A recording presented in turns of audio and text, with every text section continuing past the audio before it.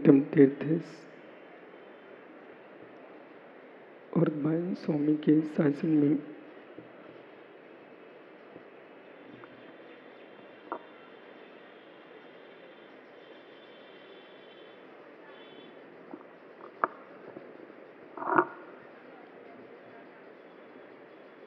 हम सही विराजते हैं।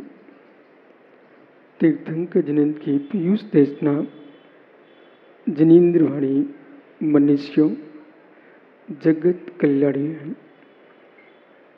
ई सर्वज्ञ शासन नमोस्तु शासन जयवंत हो जयवंतो वितराग श्रवण संस्कृति। भगवान सर्वज्ञ देव ने वस्तु तत्व की व्याख्या करते हुए अंतरंग बहिरंग आत्म विशुद्धि हेतु अंतरंग बहिरंग तप की प्रूपणा की है। जो कुंदन करे उसका नाम तप है। जिसके द्वारा वस्तु तपते मान होकर के जाज्जल मान होती है, चमक को प्राप्त होती है, उसका नाम तप है। जो जितना तप होता है उतना ही चमकता है। चमकना है तो ज्ञानी तपना होगा। बिना तपे वस्तु की कीमत होती नहीं है। बिना तपे वस्तु की कीमत होती नहीं है। तप बहुत विराट है, बहुत विराट है। तवे पर रोटी ना तपे तो तुम्हारा पेट कैसे भरेगा। चूल्हे में रोटी न सके तो मित्र तुम भूखे मर जाओगे। सुरुण ना तपे तो आभूषण को प्राप्त नहीं हो सकता है। अग्नि में तपने पर, अग्नि में पिटने पर, यानी जब तपा जाता है तब कष्ट होता है। तपा जाता है तब कष्ट होता है। चाहे मिट्टी के घट को देखो,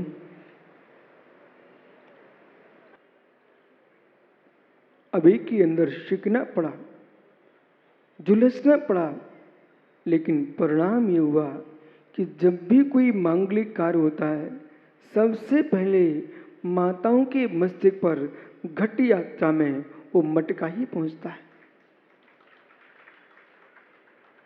घट से पूछना इतने ऊपर कैसे आए।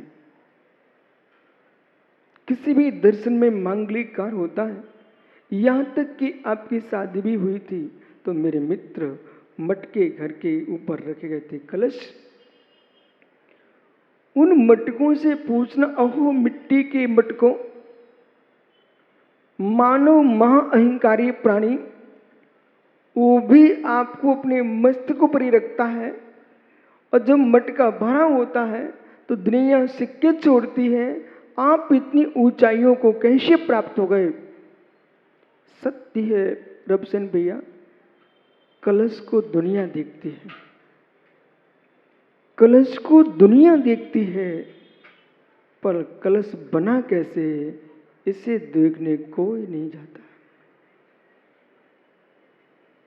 कलश को सारा लोग देखता है, चाहे मित्र घट भूत कलश हो, चाहे स्वर्ण भूत मंदिर के शिखर पर लगा सोने का कलश हो। मटका जब भर जाता है तो दुनिया उसे निहार करके और जो यात्रा को जाया करता है उसको मांगलिक भूख मान करके उस कलश में सिक्के और छोड़ देता है। और यानी सोने का जो कलश होता है उसे देख करके मंदिर के शिखर पर दुनिया हाथ जोड़ती है और यूं कहती है, दृष्टम जनेन्द्र भवनम भवितापहारी। बालकों, बेटा भगवान जिनेन्द्र देव के मंदिर का शिखर का दर्शन भी भव के ताप का हरण कर लेता है। दृष्टम जिनेन्द्र भवनम भवतापहारी। भगवान जिनेन्द्र के भवन जो है वो भव के संताप को नाश कर देता है। कलश को देख करके सब मुस्कुरा रहे हैं। कलश कितना चमक रहा है, पर ज्ञानी कलश की चमक मात्र तुम देख रहे हो। ये क्यों नहीं देखा, खदान से निकला सोना तब मट मैलाई था। खदान से निकला सोना तब मट मैलाई था। खदान से निकली मिट्टी मिट्टी ही थी।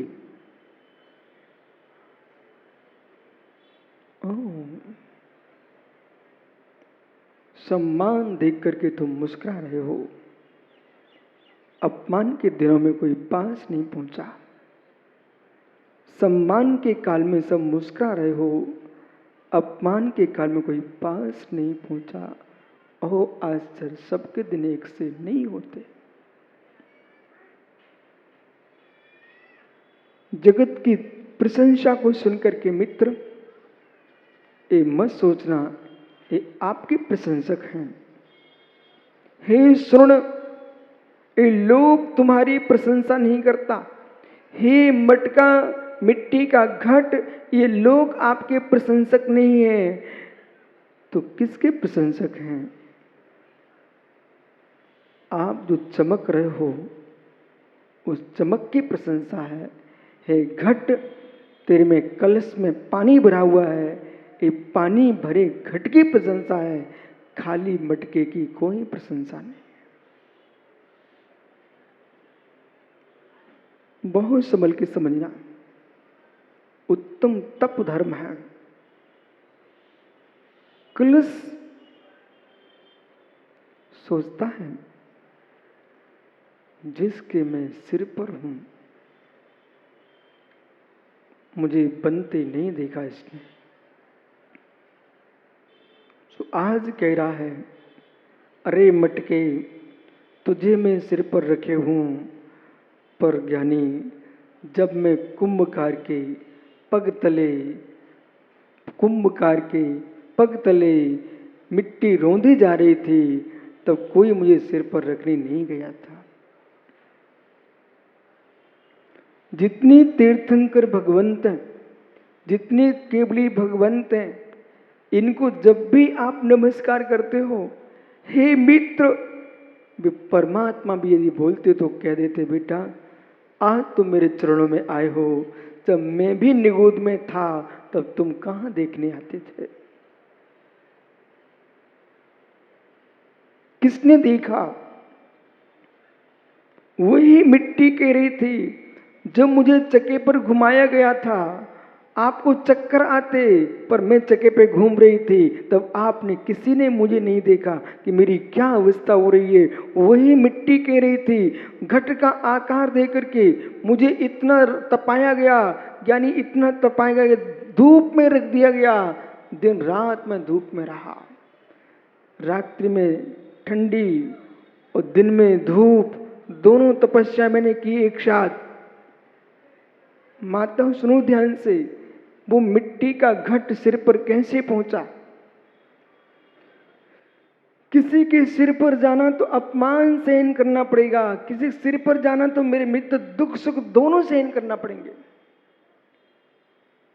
निरोग होने के लिए रोगी को सुख भी सहन करना पड़ता है, दुख भी सहन करना पड़ता है। कोई औषधि मीठी भी होती है तो उसको अच्छी लगती है, कोई औषधि कड़वी भी होती है उसको बुरी लगती है, दोनों को सहन कर लेता है तब मेरे मित्र निरोग हो पाता है। ऐसी तपस्या के काल में मित्र दुख भी होता है, सुख भी होता है और दोनों को सहन कर लेता है, वो सिद्ध शिला का कलश होता है।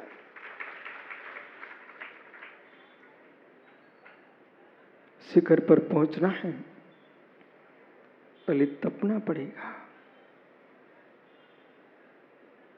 पर तपना ऐसे कि कुंदन बन सको। अग्नि में सोना भी जाता है, अग्नि में लकड़ी भी जाती है। मुमुक्षु, अग्नि में स्वर्ण भी डाला जाता है, अग्नि में लकड़ी भी जाली जाती है, पर लकड़ी जलकर भस्म हो जाती है और सोना यानी तप करके चमकने लगता है। जो मित्र आर्त रोत्र ध्यान की लकड़ी बन करके तपस्या कर रहा है, उसकी सारी तपस्या जला देगी। और धर्म ध्यान शुक्ल ध्यान को लेकर के जो तप करता है, उसकी आत्मा चमक जाती है। संक्लिष्टता का अभाव करके तपस्या करना, संक्लिष्टता का अभाव करके तपस्या करना, आत्म विशुद्धि बना करके तपस्या करना। वो आत्म विशुद्धि नहीं जागृत हो रही है, चाहे अंतरंग तप हो चाहे बहिरंग तप हो, यानी तप साधना है, तप साधना है, तप साध्य नहीं है। साध्य की सिद्धि के लिए तप को स्वीकार करना, यानी मिट्टी का घट अग्नि में तपा तब मेरे मित्र सिर पर पहुंच सका। कलश सोने का जो बना है उसको यानी स्वर्णकार के द्वारा कैसे भट्टी में झोंका गया और कैसे हथौड़ी छेनियों से यानी पीटा गया, तब कहीं वो कलश स्वर्ण कलश आज मालूम मंडप में आ गया। और मंडप में आते ही लाखों करोड़ों की बोलियां चल रही हैं। उस बेचारे से मिलो, वो मुस्कुरा रहा है, ये बोलियां किसकी हैं, ये बोलियां किसकी हैं। तब कोई बोलने नहीं आ रहा था। जब मेरे ऊपर पिटाई चल रही थी, मस्त मस्त पिटाई चल रही थी, तब कोई पूछने नहीं गया था। ऐसे बेटा ऋषभ, इन योगियों को, उन ऋषियों को, इन मुनियों को, अनगारों को तुम्हारे द्वार पर होते हैं, सभा में होते हैं, तो दुनिया कहती हे स्वामी नमोस्तु। वे प्रभु विराजे जिनाले में, दुनिया सिर टेक रही है, 100 इंद्र नमस्कार कर रहे हैं। पर यानी नमस्कार करने वाले से पूछना ये किसके बल पर नमस्कार है, उस योगी से पूछो। कंकड़ों में भी चले थे तो झाड़ियों से भी निकले थे, कांटों पर भी चले थे। हे मित्र, भूख भी सहन की थी, प्यास भी सहन की थी। और जब दुनिया यानी जगत की सोती है तो योगी जागते हैं, और जहां योगी सोते हैं वहां दुनिया जागती है। जिन विषयों में सारा लोक जागृत रहता है, उन विषयों में योगी सोते हैं। और जहां जिस आत्म ध्यान में योगी जागते हैं वहां भोगी सोते हैं।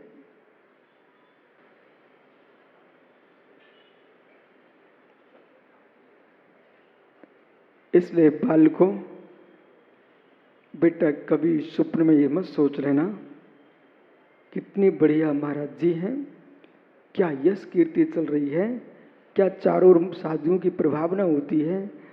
बेटा मंदिर के चमकते कलश को तो सिर मट्टे को, ये भी देख लो कलश बना कैसे है, ये भी देखो कलश बना कैसे है। बालक, मिट्टी के लोंदे को कम कष्ट सहन करना पड़ता है, स्वर्ण पाषाण को कम से कष्ट सहन करना पड़ता है। एक इंसान को भगवान बनने के लिए बहुत कष्ट सहन करना पड़ता है। अपमान से बड़ी कोई वेदना नहीं होती, अपमान से बड़ी कोई वेदना होती, अपमान से बड़ी कोई वेदना नहीं होती।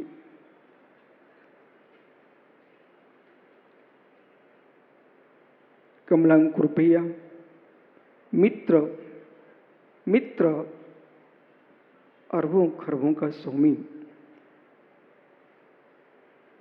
जिसके द्वारे पर एक भिखारी आया हुआ था,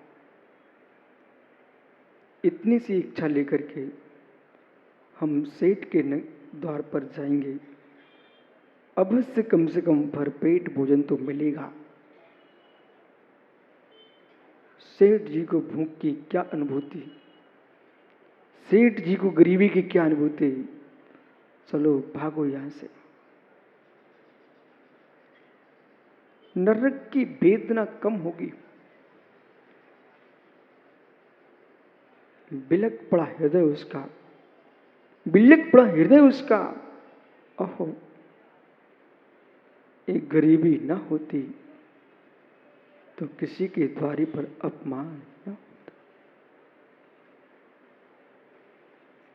ग्रस्त हो तो धन मिले, उस साधु हो तो ज्ञान और तप आचरण सब मिले।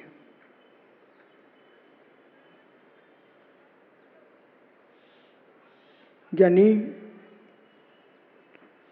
कमल भाई मित्र, आप तो मेरे साथ मंच पे बैठे हो,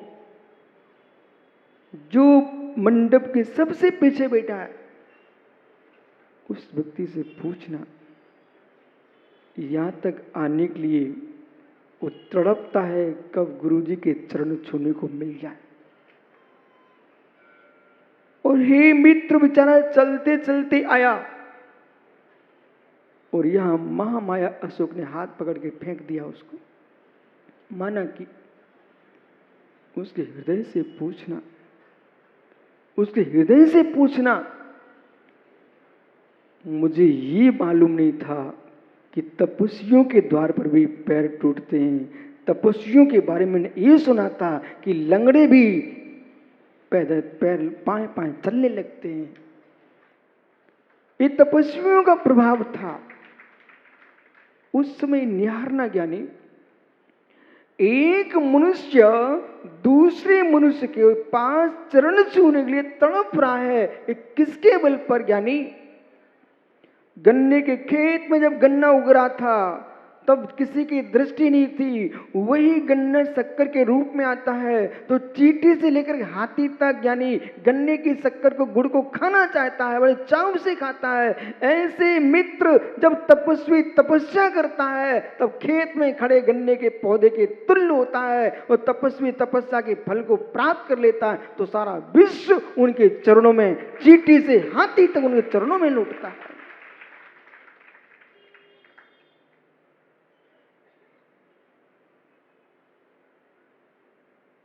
चमकना है तो तपना होगा, यानी चमकना है तो तपना होगा।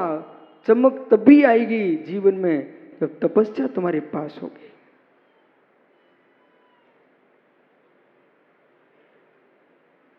तपस्या के बिना चमक संभव नहीं है।